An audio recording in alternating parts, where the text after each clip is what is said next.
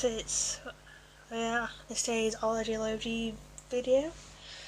So yeah, today's Ology video is Ethnomusicology, which is the study of music of different cultures, especially like the non-Western cultures.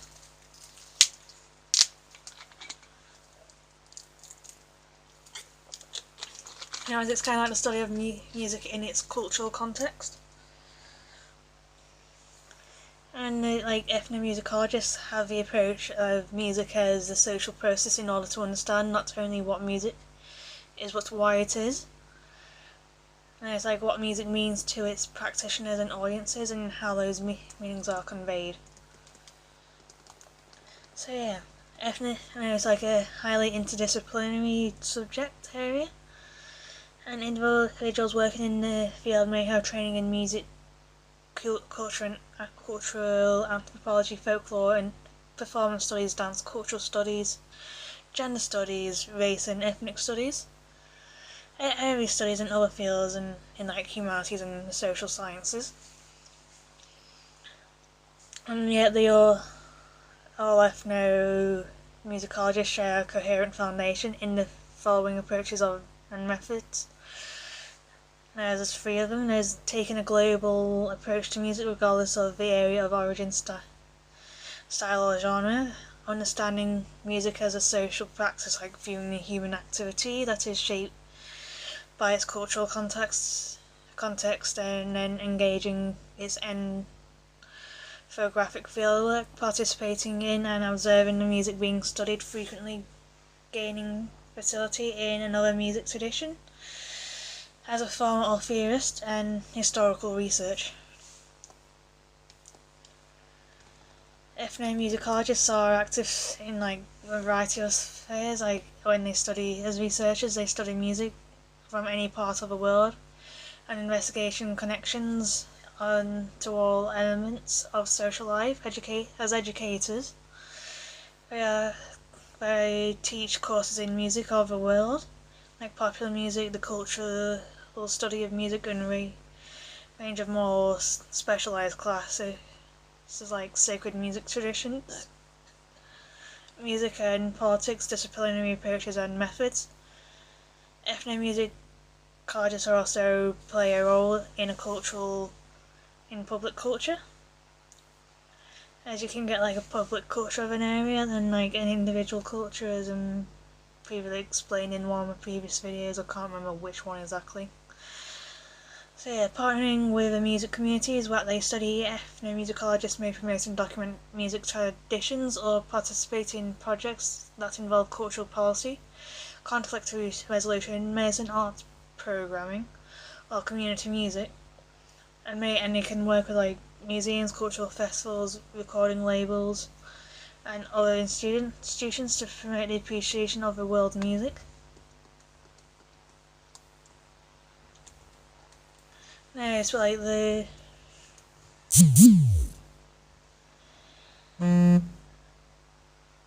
think I might have got an email, something like that. The term ethnomusicology was said to have been first coined by someone called Kunst, from the Greek words of ethos, meaning nation, and musik, meaning music,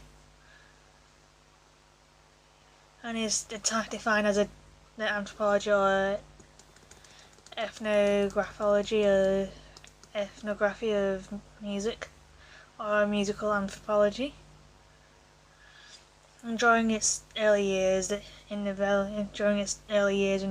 development, the comparative musicology in the 1950s, ethnomusicology was primarily oriented towards non-Western music. Over the course of several decades, it has included the study of all and any musics of the world, including Western art and music, and popular music.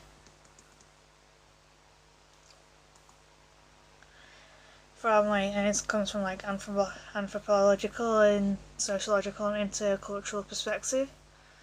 And Bruno Nettel once characterized ethnomusicology as a product of Western thinking, proclaiming that ethnomusicology as Western culture knows it as actually a Western phenomenon. And in 1992, Jeff Titton described it as a study of people making. When stated broadly, ethnomusicology can be described as a holistic investigation of music in its cultural context, combining aspects of folklore, psychology, cultural anthropology, linguistics, comparative musicology, music theory and history. Ethnomusicology and ethnomusicology has adopted perspectives from a multitude of different disciplines, and this disciplinary variety has given rise to many definitions of the field and attitudes of and philosophy of ethnomusicologists since initial studies in the area of comparative musicology in the early 1900s. And when the field came into existence, it was largely limited to the study of non-Western music. As a way of contrast to Western arts music, which has been the focus of conventional musicology. And in fact, the field was referred to in the early existence of comparative musicology, defining Western musical traditions as a study standard to which other musics were compared, though this term fell out of use in the 1950s.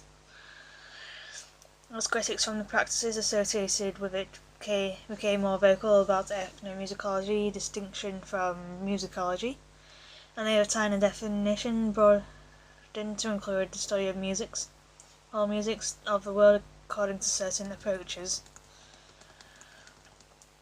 And where there is not a single authoritative definition for ethnomusicology, a number of constraints appear in the definitions employed by leading scholars in the field. And it is agreed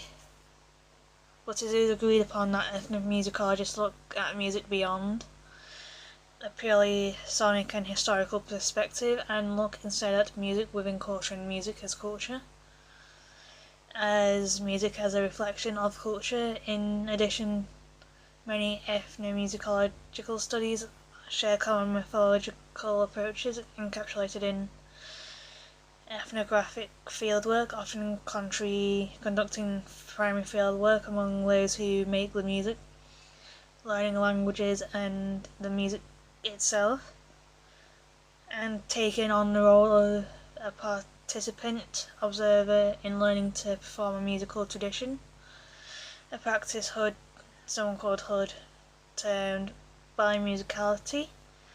Musical field workers often also collect recordings and contextual information about the musical of interest. First, ethnomusical studies do not rely upon printed or manuscript sources as a primary source of epistemic authority. And there's a long history of it. And it's I'm trying to go through 35 pages of everything. Like in Western culture, ethnomusicology is not limited to the study from non-Western cultures. It is a discipline that encompasses various approaches of many musics around the world that emphasize their particular dimension, whether it be cultural, social, material, cognitive, biological, and all that kind of thing, and context beyond their isolated components. Western music and its influences are thus also subject to ethnomusicological interests. The influence of the media on consumerism in Western society is a bidirectional effect, according to someone called Thomas Torino. A large part of self-discovery and feeling accepted in social groups is related to a common music taste. Record companies and producers of music recognize this reality and It's one by creating two specific groups.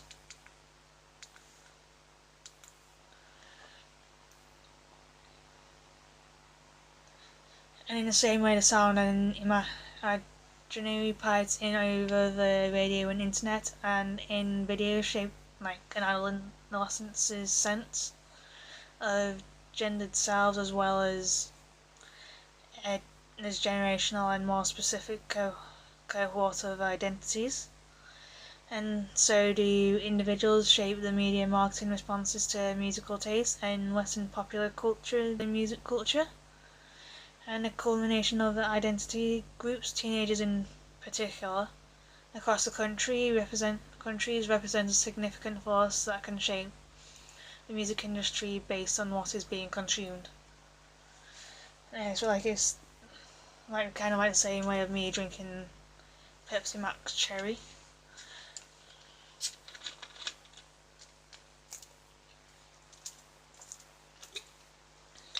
Now, like with many things, ethnomusicologists can apply theories from cultural anthropology, cultural studies, and sociology, as well as other disciplines in social science and humanities.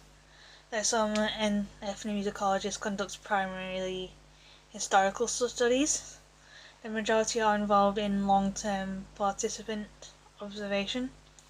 Therefore, ethnomusicologists' work can be characterized as a featuring a substantial intensive ethnographic component.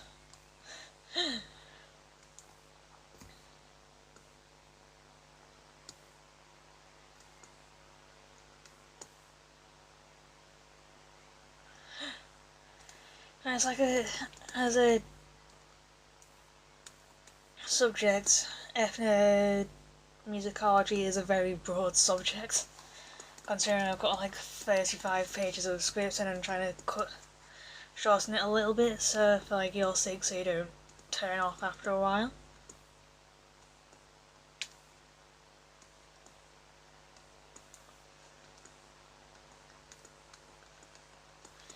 And yeah, one of the vital parts of ethnomusicology is ethics, because the product that comes out of the fieldwork can be the result of interactions between like two cultures, and applying the ethics to this fieldwork can confirm that each party is comfortable with the elements of the product and ensure that each party is compensated fairly for their contribution. To learn more about the monetary effects after the work is published, it's like, yeah, I have to kind of look at the copyright laws and all that. As ethics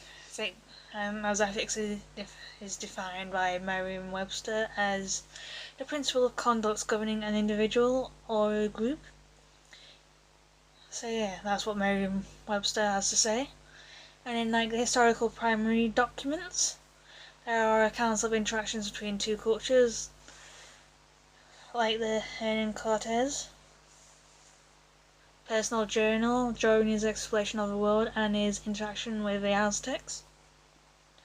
He takes note of every interaction as he is a proxy the Spanish monarchy. And the interaction was not beneficial to both parties because Cortes as a soldier conquered the Aztecs and seized their wealth, goods and property in an unjust manner. And historically, interactions between two different cultures have not ended well for both parties, in both parties being uplifted. In fieldwork, the ethnomusicologists travel to a specific country with the intent to learn more about the culture, and while there, they may use their ethics to guide them in how they interact with indigenous people.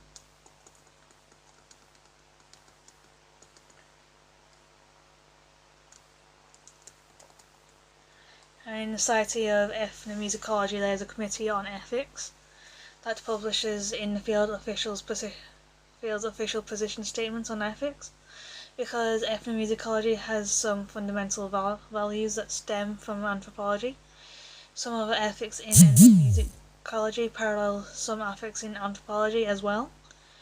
And the American Anthropological Society has statements about ethics in anthropological research which can be paralleled to an ethnomusicology statement. And Mark Serban, a 20th century ethnomusicologist, observes that the discussion on ethics has been founded on several assumptions, namely that 1. Ethics is largely an issue for Western scholars working in non-Western societies. 2. The most ethical concerns arise from interpersonal relations between scholars in informant as a consequence of the fieldwork. 3. Ethics is situated within the declarated purpose of a researcher, the increase of knowledge in the ultimate service of human welfare, and in reference to Ralph Beals. And 4. Discussion of ethical issues proceed from values of Western cultures. Slobin remarks that the more accurate statement might acknowledge that ethics is vary across nations and cultures, and that the ethics from the cultures of both researcher and informant are in play in fieldwork. And in some scenarios, for ethically ambiguous situations that still have been discussed include the discovery of rare musical instruments. A rare musical instrument leads to the debate of whether it should be preserved in the museum or left in its native culture to be played, but not necessarily preserved as such. And the filming of a documentary video brings up the issues of consent from those who are being filmed. And additionally, the film should not necessarily be shown if the producer is not present to answer questions or clarify the video's content, if there are questions from the audience.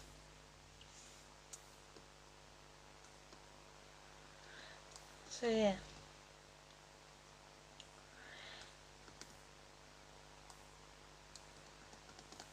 I'm probably going to talk a little bit about copyright now. As yes, there is a thing called copyright.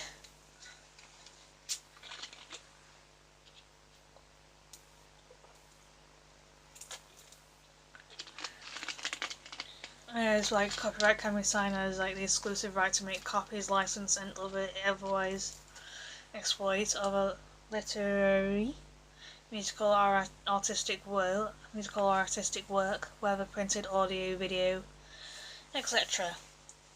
It is imperative because copyright is what dictates where credit and monetary awards should be allocated. Well, if ethnomusicologists conduct field work, they sometimes must interact with indigenous people. Additionally, since the purpose of an ethnomusicologist being in a particular country is that they can collect information to make conclusions, and the researchers leave their countries of interest with interviews, videos, text, along with multiple other sources of values. Rights surrounding music ownership are often left to ethics. So yeah.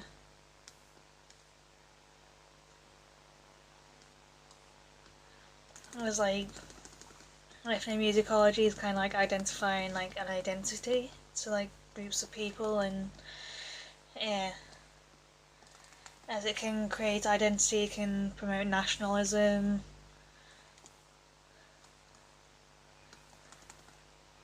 and as there's like each country presents their music differently.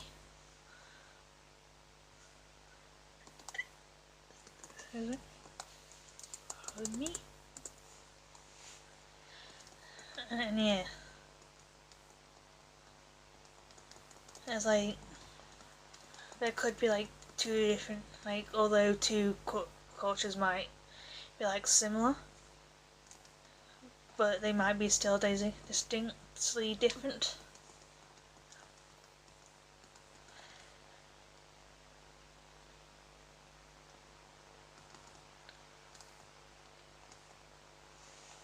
So yeah.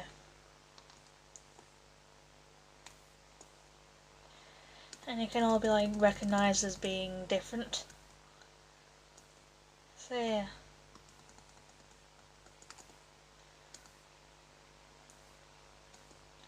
I seriously doubt that I find anything. And I'll be explaining a bit about ethnomusicology, as it kind of links with ethnomusicology. And you're getting two for the price of one here. As like the definition of ethnochoreography stands of having similar attitudes with currently of studying ethnomusicology. And if like with ethnochoreography roots in anthropology taken into account, and by the way that is studied in the field of dance is most accurately defined and studied within this academic circle in like two parts, as an integral part of the network of social events, and as a part of a system of knowledge and beliefs, social behaviour and aesthetic norms and values.